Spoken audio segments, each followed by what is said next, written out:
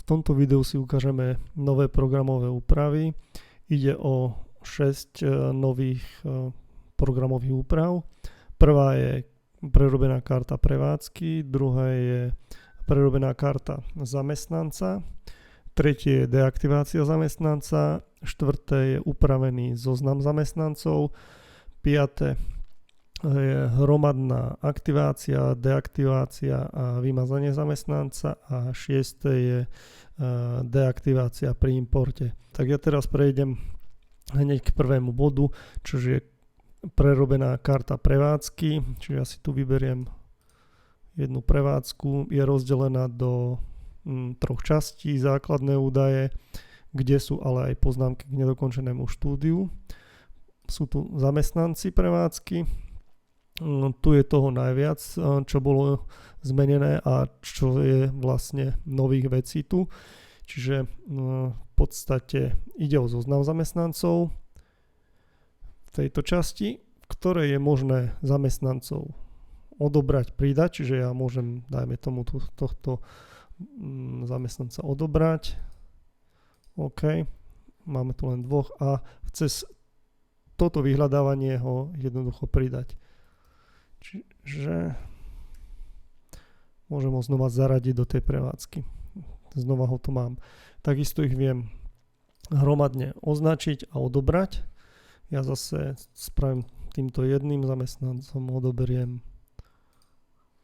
OK, čiže viem to odobrať cez toto tlačidlo alebo cez toto hromadne. Tam znova pridám. Ďalej je tu časť, ktorá pracuje vyslovene s MyIDčkami zamestnancov danej prevádzky. V tejto časti je zoznam tých MyIDčiek spodnej, kde si ho môže ktokoľvek skopírovať a použiť niekde možno v inej prevádzke alebo len tak si to odzálohovať s tým, že následne sem to môže vložiť. Čiže ja teraz mám tieto MyIDčka skopírované, čiže zruším si, vymažem si všetkých stadiaľto, dám odobrať.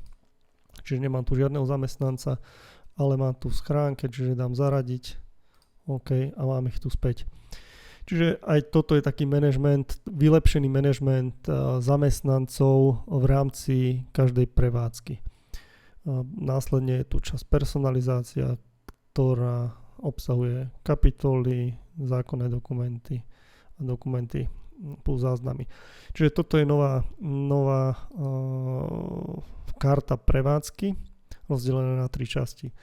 Dobre, ďalej poďme na kartu zamestnanca. No, ja sa na ňo prekliknem napríklad stadiaľ. No, a tá je už rozdelená do 4 častí, základné údaje. Potom je tu štúdium, ktoré je vlastne niečo nové, ktoré sme doteraz nemali, hlavne teda túto časť so školeniami. Tu je hneď prehľad o neúplnom štúdiu aj s poznámkami. Následne tu je už detailne vlastne nejak popísané stav školenia toho daného zamestnanca v danom školení. Čiže vidím tu, že stav, ktorý je potrebný, teda ako je, že je potrebné študovať hneď. Skore za test zatiaľ neznáme, tu vidím, že v koľkých prevádzkach je, no a tu vidím aj aktuálny priebeh štúdia, čiže keď si kliknem, tak vidím toto. Tu ak priebeh štúdia nie je, vypíše sa, neexistuje žiadny priebeh štúdia vlastne a tu je ešte ten pôvodný zoznam histórie štúdia, ktorý bol predtým pri zamestnancovi a je možné ho použiť tiež. Čiže to je v podstate to, čo som tu ukazoval. Osobitne sú zaradené certifikáty a personalizácia je zase personalizované kapitoly a dokumenty. Čiže toto je nová karta zamestnanca. Či už pri karte zamestnanca alebo prevádzky, tak boli zmenené aj tieto hlavičky, takisto pri klientovi a aj pri zozname zamestnancov. Teraz ja tu ukážem ešte jednu vec. Keď som na zamestnancovi, tak ako som spomínal, tretia úprava bola deaktivácia zamestnanca. Na to slúži toto tlačítko so znakom pause. čiže ja ho dám deaktivovať. OK, ako náhle som ho dal deaktivovať, mám tu takúto nálepku neaktívny a v pozadí vidím takýto watermark, ktorý mi hovorí, že ten zamestnanec je neaktívny. Čo znamená, keď je zamestnanec neaktívny? Neaktívny zamestnanec v podstate sa nebude zobrazovať v zozname zamestnancov. Neaktívny zamestnanec nebude zarátavaný do chýbajúcich certifikátov, takisto nebude viditeľný v žiadnej prevádzke, aj keď je do nej zaradený, aj keď ich tu vidíme, tak keď si idem späť na tú prevádzku centrála, tak ten zamestnanec tam nebude figurovať. Vidím, že aj tu je už len dvaja ľudia, čiže takisto tu nie je. Takisto tento zamestnanec nebude dostávať žiadne e-maily a pripomienky. No a teraz ešte posledná vec. Takýto zamestnanec sa ale môže prihlásiť. To znamená, že môže použiť meno, heslo a vôjde do systému s tým, že ale nebude vidieť tieto jeho pridelené školenia. To, že môže sa prihlásiť do systému je preto, lebo táto deaktivácia a aktivácia zamestnanca je vždycky spojená medzi zamestnancom a danou firmou. Pretože tento zamestnanec môže byť, dajme tomu aj v dvoch firmách, takýto stav nastáva fakt ako asi žiadny alebo minimálny, ale môže nastať, preto sa vždycky zamestnanec deaktivuje za konkrétnu firmu. Čiže ja ho teraz môžem znova aktivovať. Dobre, čiže toto je aktivácia, deaktivácia zamestnanca. Ďalšou programovou úpravou alebo zmenou je zoznam zamestnancov. Keď sa naň pozrieme, tak vidím, že je, ako som spomínal, že ten zamestnanec sa nebude, keď je neaktívny, nebude sa zobrazovať v zozname zamestnancov, tak on sa tu v podstate ani nezobrazí, pokiaľ ho neprepneme, keď si nezapneme zoznam neaktívnych. Čiže ja tohto zamestnanca znova deaktivujem.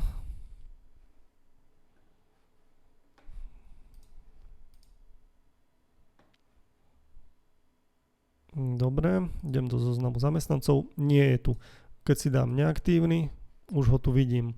Keď si dám všetci, tak ho tu vidím tiež, ale je mierne taký šedý, čiže v podstate neaktívny, takisto má tu príznak N ako neaktívny zamestnanec. Čiže takto sa dajú prezerať aktívni, neaktívni zamestnanci. Ja si teraz prekliknem napríklad na aktívnych. No a takisto tu je vlastne možnosť zaškrtnúť jednotlivých zamestnancov, čiže ja si ich znova označím a môžem si ich dať hromadne deaktivovať. Deaktivovať, OK. Teraz medzi aktívnymi nemám žiadnych. Idem do neaktívnych a tu vidím všetkých troch, čiže ja si ich znova označím a dám si ich aktivovať. OK, mám ich teraz všetkých aktívnych. Dobre, čiže toto je zmena v zozname zamestnancov, kde je možnosť prepínať sa medzi aktívnymi a neaktívnymi zamestnancami a takisto ich aj hromadne aktivovať a deaktivovať.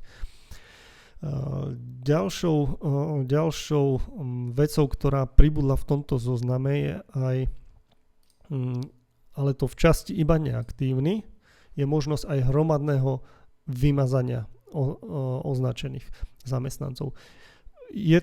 Táto možnosť je len v časti neaktívny, pretože v podstate tí neaktívni sú len ako keby nejaký kôš zamestnancov a ešte reálne nie vymazaných. A s takýmito hromadnými vymazávaniami by som zatiaľ išiel na to veľmi opatrne. Dobre, ďalšia vec je tu import, kde, teda to je tá posledná šiesta vec, kde vlastne v rámci importu je teraz dopracované to, že zamestnanci, ktorí nebudú v rámci importu, je ich možné deaktivovať. To znamená, že keď si ja teda presuniem sem nejaký importný súbor, tak sa mi tu zobrazí štandardne to, čo idem importovať A tu mám ešte takúto možnosť pred spustením samotného importu deaktivovať neimportovaných zamestnancov. To znamená, že tí, ktorí tu nie sú, ale sú už medzi zamestnancami, tak budú deaktivovaní, pokiaľ túto možnosť zapnem na áno, čiže ja ju zapnem na áno, dám spustiť, áno, import bol ukončený, idem zo zamestnancov, vidím, že tu je tých 10, ktorých som práve importoval a keď si pozriem na neaktívnych, tak tu mám práve týchto troch, ktorí predtým existovali a deaktivovalo ich počas importu. Ja si ich teraz dám medzi aktivovaných. OK.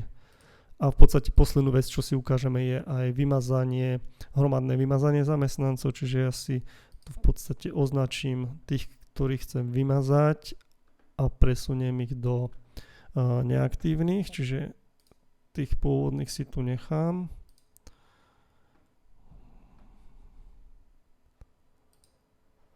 Myslím, že to boli títo traja.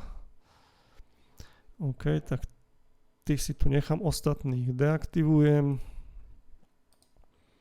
OK, čiže týchto tu mám, idem medzi neaktívnych a týchto tu všetkých si chcem vymazať, čiže dám to tlačidlo vymazať označených, ešte ho to tu upozorní, vysvetlím mu to, že proste tá obnova nebude možná.